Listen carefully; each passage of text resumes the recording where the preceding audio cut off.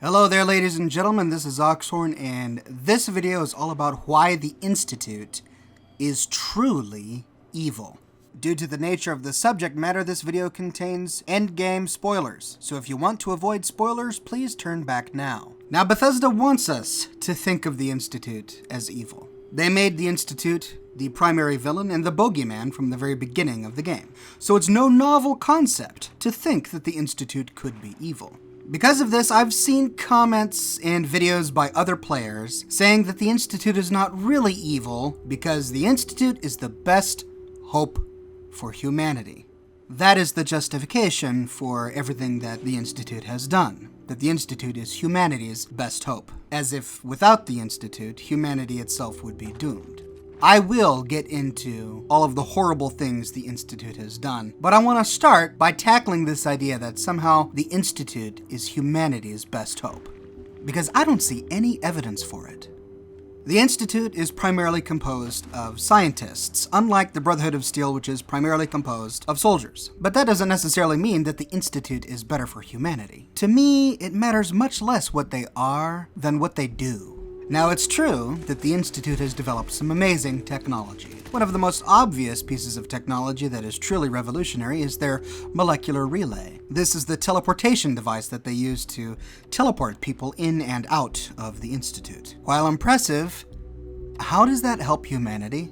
We could speculate that a molecular relay like theirs could be used to instantly transport produce and supplies and goods from one area of the Commonwealth to the next. And that is certainly possible, but I want to focus less on what their technology could be used for and more on what they have actually used their technology for. The Institute is not on the side of the Commonwealth. Members of the Institute only leave the Institute to take something from the Commonwealth, to take a settler for the FEV program, to kill a railroad operative, to hunt down a Brotherhood of Steel soldier, to send out a synth, to take over the life of another human being. That's what they use the relay for. They don't use it to transport goods. They don't use it to help the Commonwealth in any way.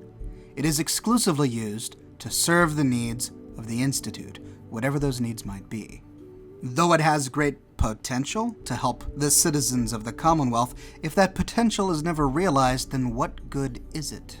What about building a better crop? Now, it's true that the Institute did some experimentation on building better crops. That could, in theory, be used to feed the masses of the Commonwealth. But it could also be used to feed people of the Institute. I don't see any reason to ascribe to the Institute altruistic motives for trying to build a better crop. And at the end of the day, it's an unimpressive experiment, as the sole survivor, him or herself, makes clear. The Institute builds an underground scientific utopia, and you're their crowning achievement. The future is fucked. You try working alone with no support for months on end. See how easy it is. In order to build this giant orange melon at the Warwick homestead, the Institute had to kidnap and presumably kill Roger Warwick and replace him with a synth. Yes, it's true that the original Roger Warwick was not the best human being. He wasn't the best husband or father, and he wasn't the most hardworking farmer. But are any of those reasons for him to die?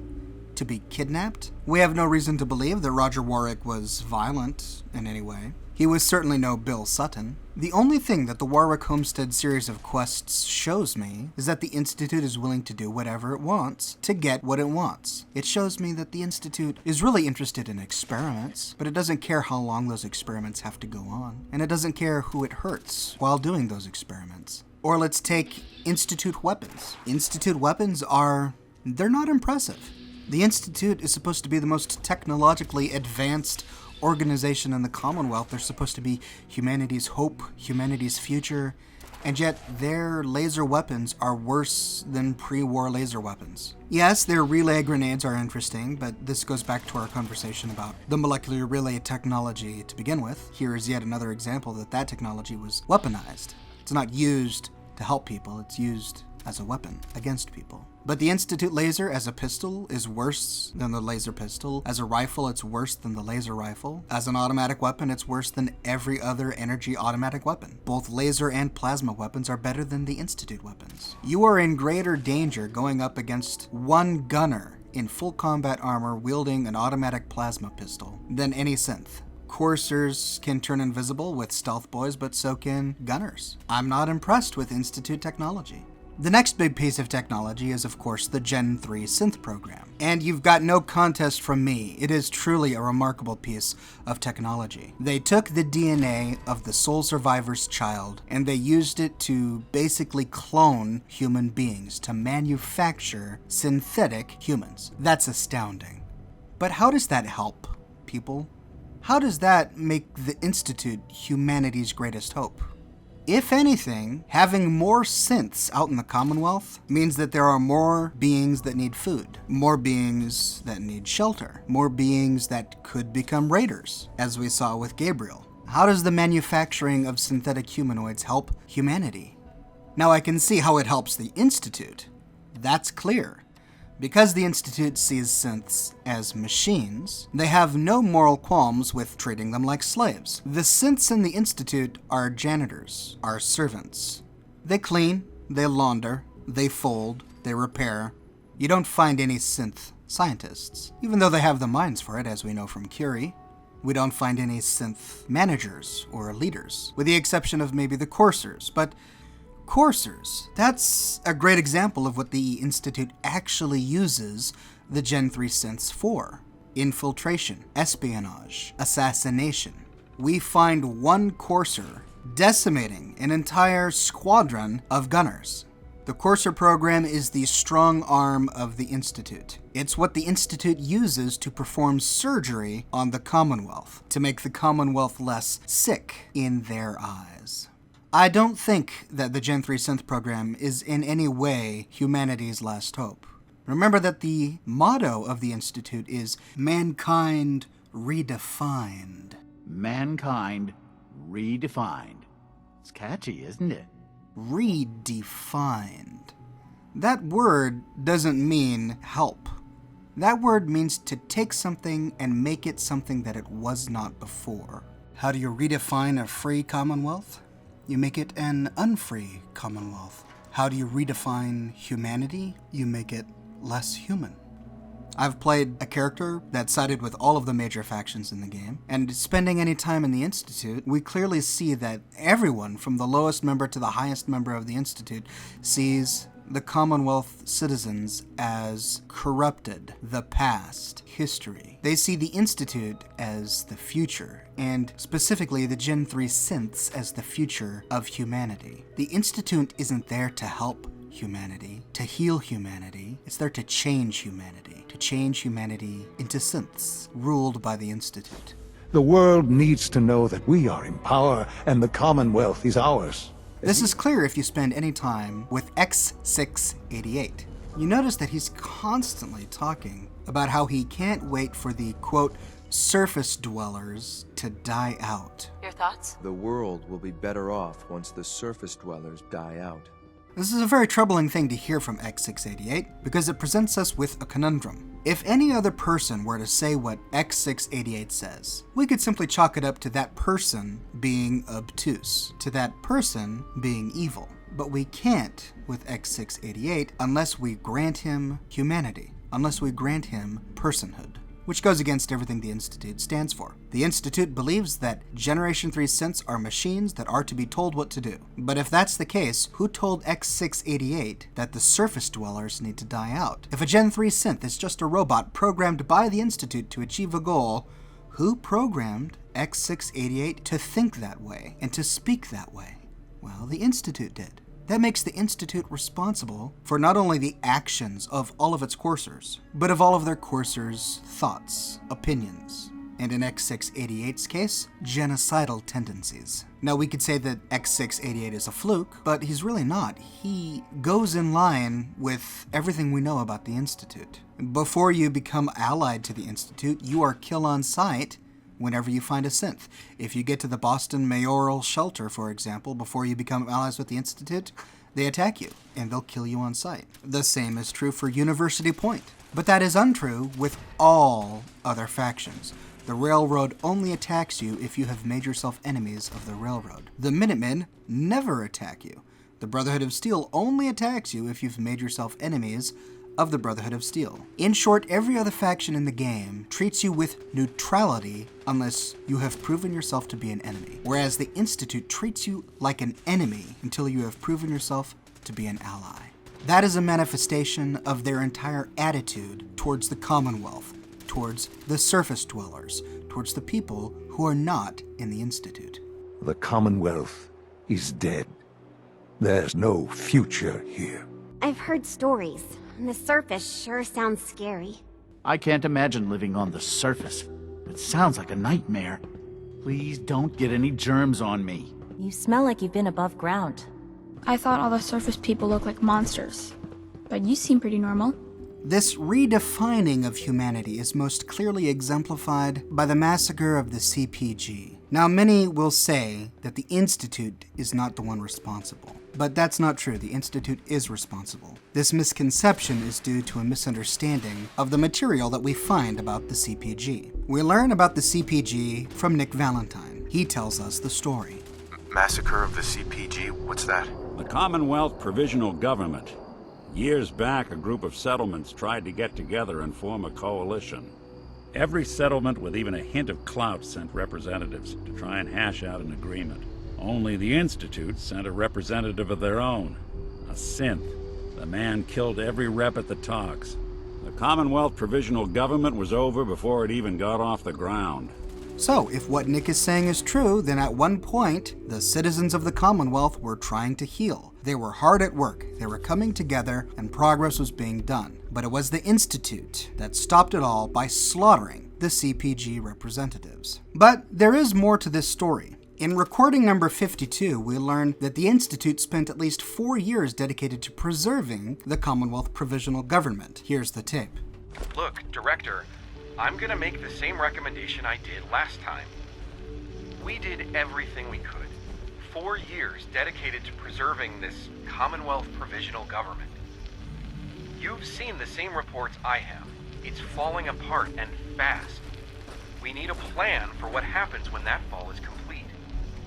I know some of the other divisions have suggested we just cut off all contact, hide underground and pretend nobody's home. That would, in my opinion, be a mistake. We can't just give up on these people, and with the android program, we don't have to. We'll soon have the capabilities to deploy androids to the surface in great enough numbers to maintain order. Just think about it, all right? Keep it in mind moving forward. Now, this is all that we hear about the CPG from the Institute side of things. Notice that we don't hear in this holotape anyone talk about how the other representatives shot first and the synth representative was simply the last one standing. In fact, this very holotape talks about wanting to deploy androids to the surface to, quote, maintain order. In this holotape, they're talking about using androids or synths to exert their influence and dominate, to get their way. When it comes to the CPG, this is not a case of choosing which story we want to believe. Nick Valentine's, which talks about murder of the CPG done by the Institute, or the Institute, which talks about everybody else shooting first. Because we don't actually find that in the Institute. The Institute's recording can go along nicely with what Nick says. We find that the Institute at one time tried to work with other settlements in the Commonwealth, but when those settlements were not as orderly as the Institute would have liked, they came in with a synth, and they killed everybody. They just needed to tie up some loose ends. See, democracy is not neat and tidy. Freedom is not orderly. If you've ever watched videos of the UK Parliament in action, you know how absolutely disorderly it can be. But just because there's lack of order and just because things seem chaotic does not mean that democracy isn't working. It doesn't mean that freedom has failed, and it certainly doesn't mean that the best thing humanity needs is the strong arm of the Institute, establishing order that favors the Institute and killing those that object. In short, we can't have it both ways. Either Gen 3 synths are people with free will, who are therefore accountable for their own thoughts and actions, or Gen 3 synths are machines programmed by the Institute, and therefore the Institute is accountable for the actions and thoughts of Gen 3 synths. My argument is that they are people, and I believe that this is best evidenced by Gabriel. Gabriel is the synth that escaped the Institute and had his mind wiped by the Railroad. But once his mind was wiped, he chose to become a raider at Libertalia. Now, the Institute didn't program him to become a raider at Libertalia, and the Railroad did not program him to be a raider at Libertalia. He chose of his own free will that lifestyle, which of course is the problem with free will. Because it's free, people can choose the wrong option. People can choose to do evil things. But of course that's a necessity for there to be the option to choose to do good things. The story of Gabriel only proves that Gen 3 synths have souls. It only proves that they're people capable of free will, capable of making moral and immoral decisions, which is why Gabriel became a headache for the SRB. Report anything suspicious to the SRB. The Synth Retention Bureau, the SRB, that's another interesting point. Before the Gen 3 synths existed, there was no SRB. The SRB was not needed. There was no need for a Synth Retention Bureau because the Gen 1 synths and the Gen 2 synths did not leave. There was no need for them to be retained. That's because they were true robots. The Gen 3 synths, however, need retention. You need an entire bureau dedicated to the retention of Gen 3 synths. This is not just due to the efforts of the Railroad, this is due to the very nature of Gen 3 synths to begin with. As we learn from the questline with Liam Benet, there are scores of synths living and working out of the Institute who believe that they are slaves and want to be freed. You ready to help the synths escape? All 13 of them? There are no Gen 2 synths who believe that way. There are no Gen 1 synths that think that way. Only Gen 3 synths have the desire for freedom. I believe the SRB is more evidence that Gen 3 synths are people, because if they weren't, you wouldn't need it. It's also more evidence that the Institute is more interested in their own power, maintaining their own power, and exerting their will on the Commonwealth than helping it.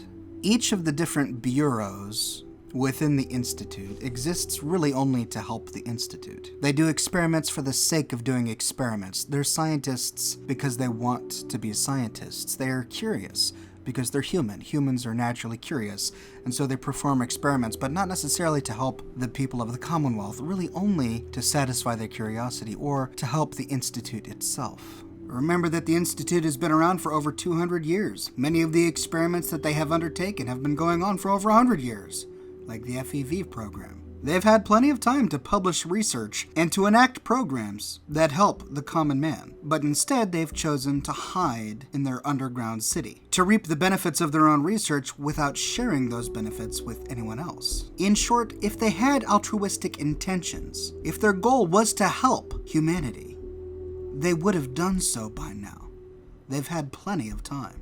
On top of all of that, there's no true directorate. Instead, the Institute is ruled by the tyranny of the director. And this is something that many other people have noticed, and many would agree with me on. And that's that Father is a really bad director. He makes poor decisions, and he's a brutal tyrant. You would think that in some scientific utopia, there would be some semblance of democracy, or that the director would at least value the opinion of the incredibly smart scientists that are working for him before making decisions. But that is not the case with Father. There is no discussion once Father has made a decision. We see this most clearly when Father decides to appoint you, the sole survivor, as director of the Institute. While I am not overly fond of putting my own mother in harm's way, she has proven more than capable of handling herself. Yes, but... This is not a matter for debate. I don't know that this is the time. Dr. Holdren, it is time. The Directorate must continue to govern with the best interest of all in mind. To that end, I am naming my mother as my successor. Oh, boy. You can't be serious! Really? Seems a poor choice. How can you possibly justify this? She isn't one of us. She isn't even a scientist. Ignoring your borderline, insubordinate tone, I will simply say this. This will conclude this meeting. Thank you. Despite the objections of literally every leader of all of the other departments, of all of the other bureaus, Father is bullheaded, it's his way or the highway. I'm afraid this is an order. The railroad leadership needs to be eliminated. I expect a report when it's done. That's a dictatorship. You can dress it up with all the lab coats and science words you want, but at the end of the day, that is a pure dictatorship. And the irony is that if Father listens to those who object to appointing you the director of the Institute, then there's no way for the Institute to ever fail. By appointing the sole survivor as the director of the Institute, he only gets a 1 in 4 chance of getting a favorable outcome. 3 of the other 4 options end in the destruction of the Institute, siding with the Railroad, the Minutemen, or the Brotherhood of Steel. It's an incredibly foolhardy and rash decision. Who in their right mind would appoint a wastelander to be the director of the Institute? A wastelander with no scientific background. The scientists who oppose Father in this case are right. All of them, they're all right. But Father still gets his way because he is in charge. We find a lot of evidence that Father simply ignores the thoughts, opinions, and suggestions of his staff. When Virgil, who is in charge of an entire program, the FEV program, repeatedly, over the span of 10 years, goes to Father and goes to the directorate and expresses his concern over the FEV program and how he thinks that it's no longer necessary, he is ignored and his motions are denied time and time again. Personal record. Dr. Brian Virgil. This will likely be my last recording. My requests to shut down the FEV program have repeatedly been denied. We've learned nothing useful in the last 10 years. Why does Father insist on continuing it? If he won't see reason, then I have to take matters into my own hands. What we're doing, it's not right. It needs to stop. If anyone should find this after I'm gone, know that I never wanted to hurt anyone. Anyone. Do you understand me? Everything that we've done, the lives we've taken. If there is a God, may he have mercy on us all.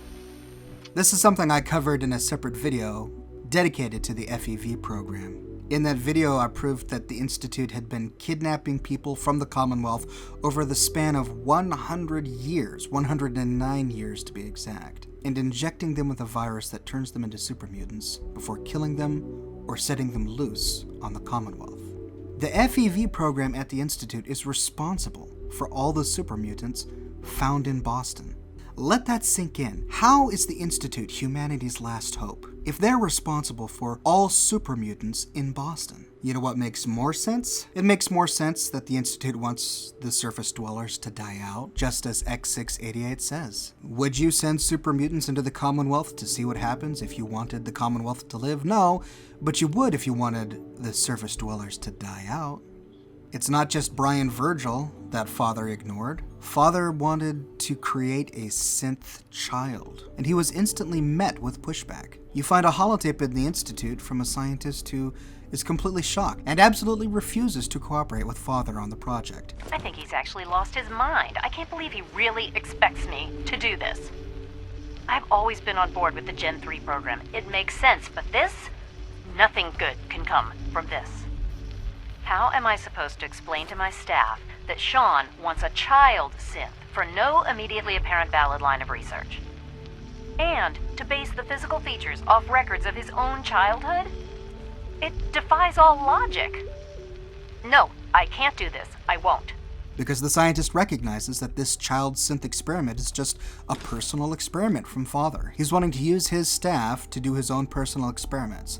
Having a child Sean doesn't help the Commonwealth in any way. The child is weaker than an adult. It can do less work than an adult. It has worse processing capacity compared to an adult. And it will never grow up. It'll stay a child forever.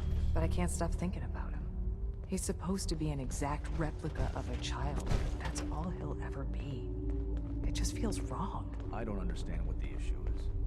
He is as real as any child I've ever seen. That! We gave him every capability of a real child, except a future. He'll never age. He'll never be allowed to grow up or have a family of his own. So you're worried about what will happen to him? He'll be a child forever. Sometimes I feel we have no right to do the things we do. Just because we can is not a reason. I think we made a mistake. Janet, don't say things like that. Someone might not understand and take it the wrong way.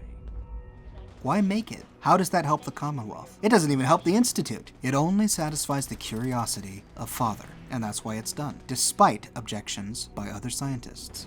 One of the reasons that Madison Lee can even be convinced to leave the Institute is due to the behavior of Father, and the lack of transparency she finds in the Directorate. She doesn't like being ruled and ordered. Are you happy here? You'd think being surrounded by cutting-edge laboratory equipment and some of the greatest minds the world's ever known would be enough. Only problem is the lack of transparency. I don't think we get the full story on everything that occurs down here. I had a colleague down here, a Dr. Virgil. Several months ago, there was an accident in his lab, and he was killed. I wanted to help with the investigation, but Father had the laboratory sealed, saying that it was contaminated. The incident never sat right with me. The more I asked about it, the more I felt like Father was deflecting my questions. Somewhere not even the coursers can find me. They lied to me. They lied to me, and I didn't even realize how far it went. All those years of loyalty. For nothing. Now you know that Father is a liar. He doesn't deserve to have you here. And I'll never forgive him for it. I came to the Institute to get away from the Brotherhood. From the whole world. I just wanted to do my research in peace. Father took me in and gave me access to cutting-edge technology that I only dreamed existed. I became jaded. I thought that the Institute cared, that they wanted to better mankind. Maybe in their own twisted way they still do. But now I realize if you can't trust the people you're working for, then it's all pointless. If they lied about Dr. Virgil, who knows what else they've been lying about?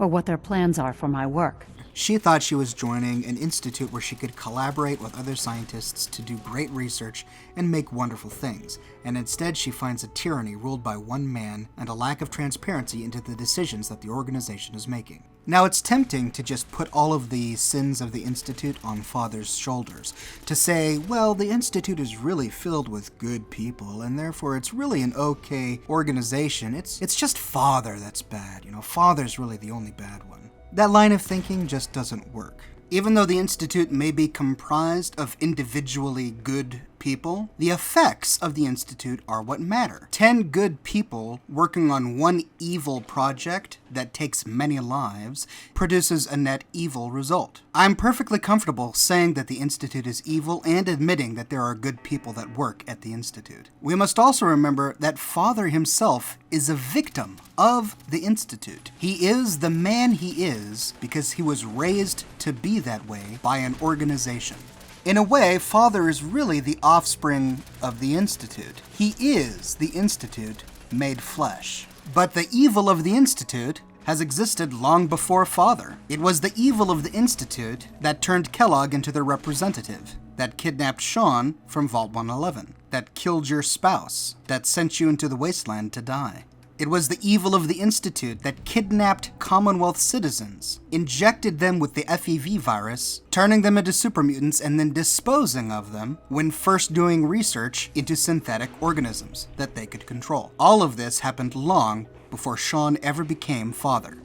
Because if you take a look at the FEV program, you find out that it's been going on for 109 years, for over 100 years. We find that at least 60 years ago, the guy who was in charge of the program had at that time already admitted that it had failed. In fact, it was due to the research in the FEV program that they kidnapped Sean to begin with. The Institute kidnapped Sean because they needed uncorrupted DNA from a child that had not been exposed to radiation so that they could make the Gen 3 synths. The whole point of the FEV program was to try and come up with some sort of genetic material that would allow them to create a super race, a race of superhuman beings, subject to the will of the Institute, incidentally. But despite the success of the Gen 3 program, the then director still continued the research into FEV, despite the fact that the people who were working on FEV at the time objected to it.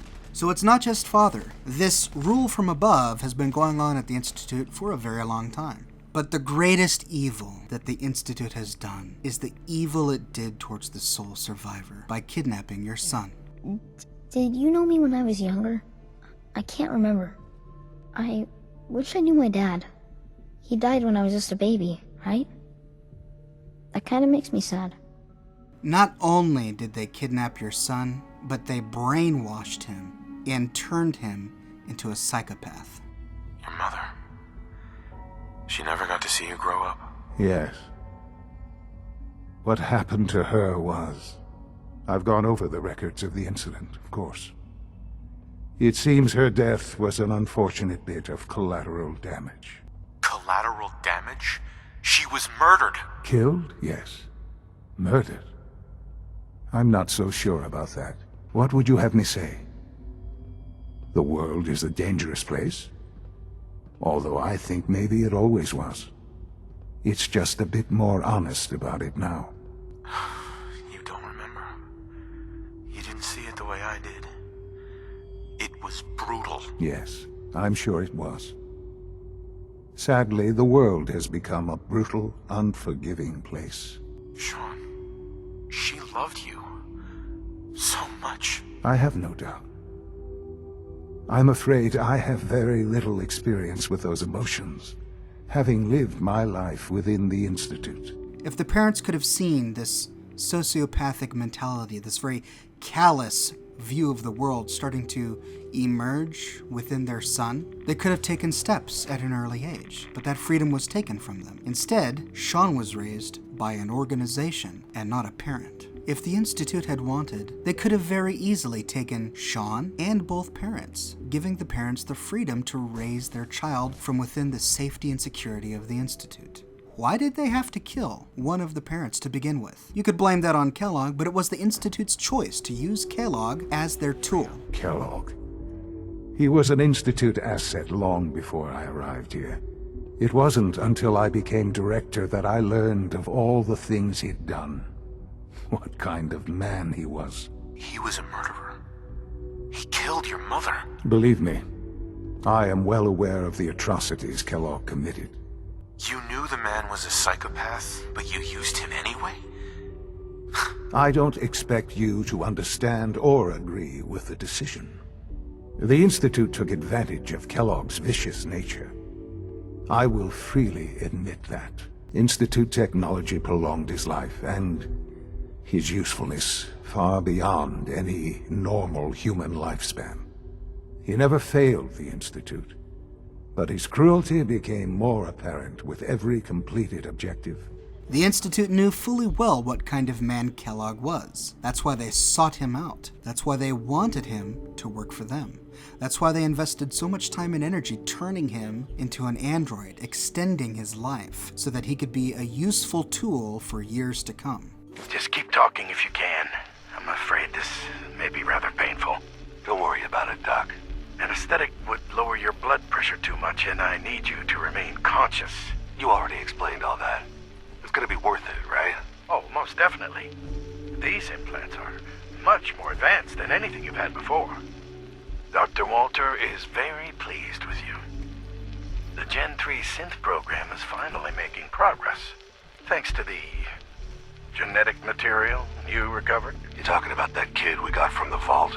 Yes, a perfectly unspoiled DNA sample. Now this next part is especially delicate, so if you can please look straight into the light. Should everything be purple? No, that's just a calibration error. How about now? Better. I'm just glad to have a chance to test these on a cooperative human subject. Normally, the directors are very touchy about allowing this kind of technology outside the Institute. They must find you extremely trustworthy. You see, these are gonna work, right, Doc? Oh, yes. When I say test, I simply mean collecting data over time, which will be very valuable to making further improvements. This next part may be exceptionally painful. Try your best to remain conscious. They knew full well the kind of decisions Kellogg would make in the field. Because of that, they are just as responsible for the death of the sole survivor's spouse as Kellogg is. But even if they couldn't control Kellogg, why did they leave you in the cryopod? They say that you were the backup, but could you not have been as good of a backup living and aging within the Institute with the freedom to raise your own child with the values that you think are important and still be a backup? The Institute killed your spouse and left you in the cryopod because the Institute didn't want you to raise your child. They wanted to raise your child. They wanted to instill their values into their child. And they got what they wanted. They produced a man who they turned into the director of the Institute, who is a domineering tyrant, where it's his way or the highway. A man who instills fear for their own lives into the scientists who work under him, lest they disagree with him. They brainwashed your son into thinking about surface dwellers the way the Institute thinks about surface dwellers. They turned him into a sociopath who doesn't think about surface dwellers as human beings, not even if they're his own parents. You could have let me out decades ago. There was initially no logical reason to do so, I'll admit. When I had you released from Vault 111, I had no expectations that you'd survive out here in all this. Well, I suppose I wanted to see what would happen. An experiment of sorts. Would you even survive? Your unconditional love is overwhelming. I have had no love to feel. We have been strangers until now, you and I. What kind of son sends his parent out into the wilderness expecting his parent to die? What kind of son experiments on his mother or his father just to see what would happen? The greatest evil is the evil they've done against you, the sole survivor, your family. They killed your spouse. They stole your son. They turned your son into a creature you never would have raised, into a creature you can't even recognize, into a creature that admits that he's never known love, into a creature that forces you to join him or kill him. This is, however, a role-playing game. If you side with the Institute, is it possible for you to role-play the Institute as being good? Well, anything's possible, but I think that would be very hard. Because so much of what makes the Institute would have to change. The first thing is that you'd have to reorganize the way the Institute administration works. You'd have to turn it into a true directorate, where the heads of all of the different departments are represented equally at the decision table, where they each have an equal vote, where one man doesn't wield absolute power and sway over everybody. That would be a big change.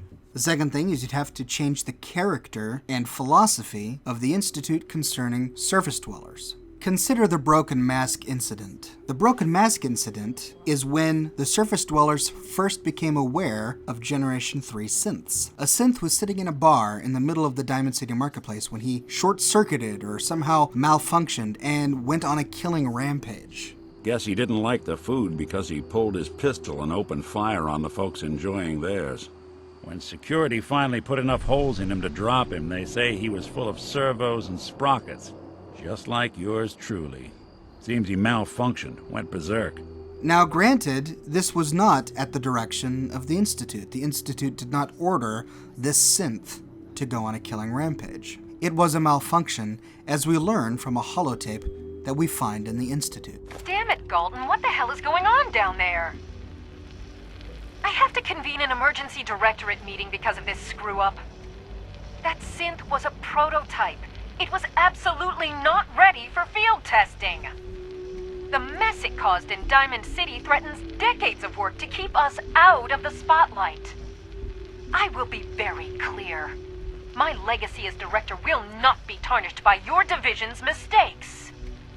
I am going to find out exactly who approved any sort of operation above ground, and that person will be held fully accountable.